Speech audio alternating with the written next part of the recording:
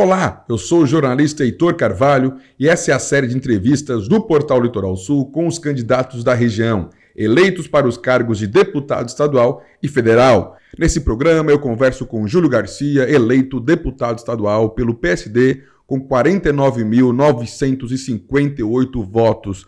Parabéns pela eleição e é um prazer te receber aqui no estúdio do Portal Litoral Sul, deputado Júlio Garcia. Muito obrigado, Heitor. É um prazer também estar aqui no Portal Litoral Sul para falar um pouco do que foi essa campanha, da eleição e também dos projetos que a gente possa estar desenvolvendo, né, as ações também, ao longo desse mandato, mais um mandato, né? Perfeito. Deputado, assim que o senhor foi eleito, fui um dos primeiros a ouvir o senhor falando de todos os eleitos. E o senhor fez uma leitura interessante a respeito da questão dessa eleição, do pleito de 2022, quanto à questão de uma tsunami do 22, né, de uma onda bolsonarista novamente. Era aguardado esse movimento ou pegou algumas pessoas novamente de surpresa? Porque a gente viu fortes nomes, né, que acabaram ficando de fora. Bem no início da campanha, todos que conhecem política em Santa Catarina afirmavam categoricamente que não haveria a repetição da onda que aconteceu na eleição de 2018, a onda 17, né, liderada pelo bolsonarismo, né? E a campanha foi caminhando de modo tal, e Santa Catarina é um estado muito bolsonarista, e a onda veio de novo. O que é que eu entendo? É que a prancha dessa vez era uma prancha mais ampla, e a onda acabou sendo mais forte do que a de 2018. O que é que eu digo quando a prancha era mais forte, maior? Eu digo que a estrutura do 22 era uma estrutura muito maior que a do 17 em Santa Catarina. A estrutura do 17 em Santa Catarina era um candidato a governador que ninguém nunca tinha visto, né? Uma vice que também ninguém conhecia e 3, 4, meia dúzia de candidatos a deputado federal e estadual. Não tinha um partido organizado, não tinha à frente um político experiente, como é o caso do senador Jorginho Melo, não tinha uma nominata de candidato a deputado federal e estadual expressiva, como tem o PL hoje. Então, quer dizer, a onda veio e aí encontrou as condições favoráveis para ela ser ainda maior do que a onda de 2018. O bolsonarismo se fortaleceu muito nesse período, e a gente percebe, em Santa Catarina é o estado mais bolsonarista do Brasil, e tem regiões que o bolsonarismo é predominante, né? E aí a eleição ocorreu com essa variante, né? Não esperada no início da campanha, como eu disse, mas que no final da campanha veio para valer. E a campanha do senhor em especial, ainda que tenha sido eleito pela 7ª vez como deputado estadual para o 7º mandato, mas ela teve umas particularidades ao longo desses 4 anos, né? O senhor chegou a ser presidente da Assembleia, mas também teve uns percalços no caminho durante essa caminhada. De alguma forma, o senhor ficou, preocupado com o cenário que estava presente, as cartas que estavam postas na mesa para a tua reeleição como deputado estadual? A verdade é que eu acabei sendo vítima de um processo que, evidentemente, me prejudicou. Eu fui pré-julgado, né? E claro que isso afeta. Eu sou um homem público, né? Você tem que ter imagem, né? E isso, evidentemente, que afetou. Eu tenho uma carreira sem nenhuma mancha, sem nenhuma mácula.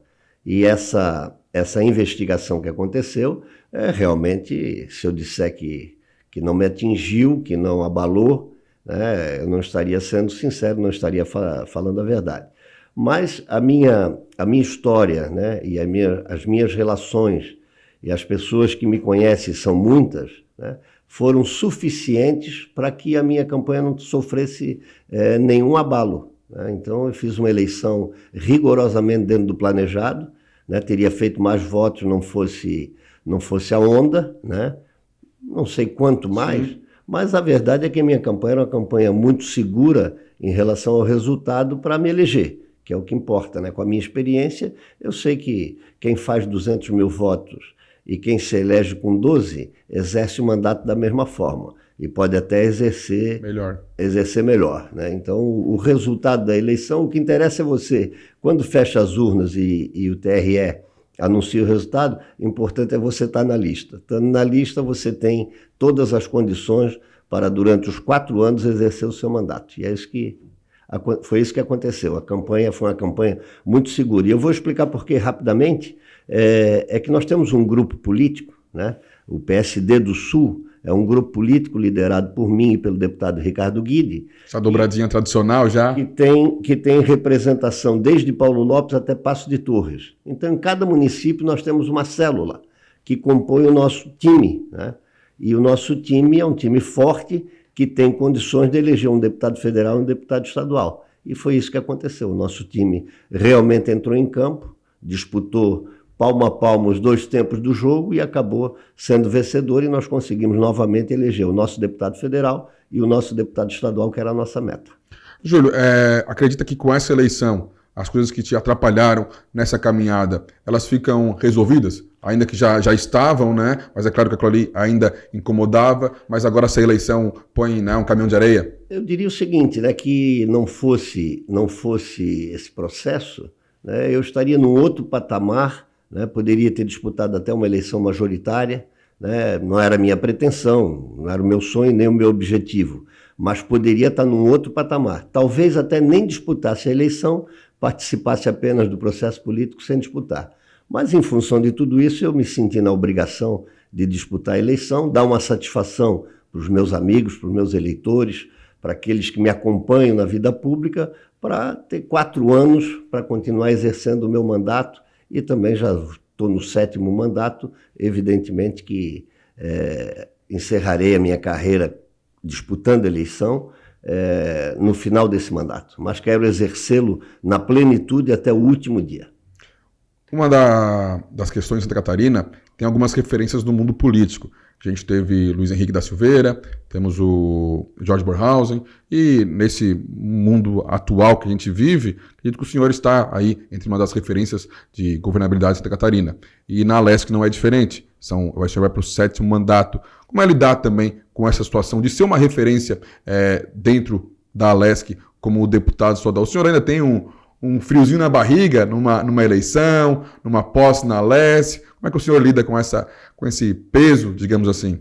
Quem faz da vida pública um sacerdócio, como eu faço, quem faz política e um instrumento para fazer o bem para as pessoas, para as causas, para as cidades, para o nosso estado, evidentemente que sempre tem emoção, né? E eu faço política também com emoção.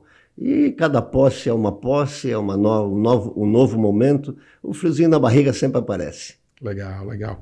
Deputado, o senhor falou do seu objetivo, em ser eleito deputado, reeleito no caso, mas a gente tem um segundo turno ainda pela frente em Santa Catarina. A gente tem de um lado Jorginho Melo do PL, de um lado o Décio Lima do PT, e da mesma forma essa disputa PL e PT a nível nacional, com o presidente Jair Bolsonaro e o ex-presidente Lula pelo PT. Qual é, então, o objetivo agora no segundo turno? O objetivo particular de Júlio Garcia e, da mesma forma, o objetivo do PSD? O nosso partido se reuniu logo após a eleição do primeiro turno e decidiu liberar os seus filiados e dirigentes e líderes municipais em relação à eleição estadual. E fechou questão em relação à eleição presidencial, apoiando o presidente Jair Bolsonaro. De forma que esse será o comportamento do nosso time, né? Acho que, majoritariamente, o nosso time acompanha a eleição do presidente Bolsonaro, e em relação à eleição estadual, é uma eleição tão encaminhada, tão dividida, que essas opiniões não têm muito peso. Eu acho que o senador Jorginho Melo tem uma eleição pronta, né, uma eleição encaminhada. A minha torcida é que ele possa, após a eleição, compor um grande colegiado, né, e fazer um mandato profícuo para Santa Catarina. Nós tivemos, na eleição passada, eleito uma pessoa que é uma pessoa do bem, né, eu considero muito, respeito muito, mas que os 2 ingredientes principais para dirigir o Estado ele não tinha, que era experiência administrativa e experiência política. Nós tivemos 2 anos praticamente perdidos em Santa Catarina em função da falta de experiência do governador eleito, como disse, uma pessoa que eu respeito, e que realmente não tinha esses ingredientes para governar Santa Catarina. O deputado Jorginho Melo não. Tem uma vasta experiência política e tem todas as condições para fazer um grande governo. A nossa torcida é essa. Deputado, a questão Santa Catarina, o senhor bem citou a questão do governador Carlos Moisés, os anos difíceis no governo. Como o senhor vê o cenário em Santa Catarina para desenvolvimento, para progresso? Como é que Santa Catarina está hoje? O senhor que já tem uma experiência considerável aqui no estado e nas regiões. Santa Catarina, Heitor, é um estado, né, é lugar comum dizer que Santa Catarina é um estado diferenciado, mas pela diversidade da sua economia, Santa Catarina consegue superar as crises. É o último a entrar em crise e o primeiro a sair. Não foi diferente com a pandemia, né, e não será diferente agora. Mas nós temos que nos preocupar que nós temos anos difíceis pela frente. A economia internacional, a situação internacional, de modo especial na Europa, deve nos preocupar. Nós teremos queda de arrecadação, nós teremos dificuldades. Mas a economia em si de Santa Catarina é uma economia que vai bem, se recupera bem, ela é muito diversificada, o agronegócio cresceu muito em Santa Catarina, o turismo é muito forte em Santa Catarina, a indústria em Santa Catarina é muito forte, então essa diversificação faz com que Santa Catarina supere todas as dificuldades, mas é preciso se ter cuidado. Nós tivemos um momento, agora no governo do estado, que foi um momento ímpar. A arrecadação aumentou, o governo federal mandou dinheiro para compensar a arrecadação que iria cair, não caiu, isso se somou, foram prorrogados os empréstimos, a lei 173, que proibia qualquer aumento para o funcionalismo, também freou um pouco a despesa, e isso conseguiu fazer um colchão expressivo de em torno de 6 bilhões no Caixa de Santa Catarina, o que permitiu que o governo, não tendo capacidade de gastar pela falta de experiência, repassasse recursos para os municípios. Foi uma decisão acertada porque esse dinheiro, ao invés de ficar guardado no caixa sem capacidade para investir, para gastar no sentido de investimento, evidentemente, né?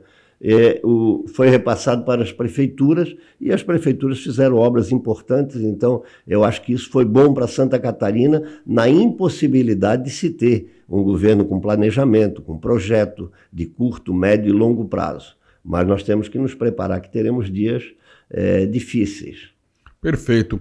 Deputado Júlio Garcia, obrigado pela entrevista aqui ao Portal Litoral Sul, por mais uma vez marcar presença nas nossas instalações. A gente está sempre de portas abertas para receber o senhor e, claro, sucesso no mandato como deputado estadual por Santa Catarina. Muito obrigado, Heitor, é um prazer muito grande. Obrigado ao Portal Litoral Sul, que faz um grande trabalho. Também desejo êxito ao portal, que ele cresça cada vez mais nessa comunicação moderna, nova, né, e que toma conta das comunicações no Brasil e no mundo, né, essa forma nova de comunicação. Então, desejo também a vocês todo sucesso e agradeço pelo espaço. Muito obrigado. E você continue nos acompanhando, continue acompanhando o Portal Litoral Sul no site portallitoralsul.com.br. Estamos ainda no Spotify e no YouTube, nas redes sociais Instagram, Facebook, Twitter e LinkedIn e no WhatsApp com os grupos de notícias. Portal Litoral Sul, informação que transforma.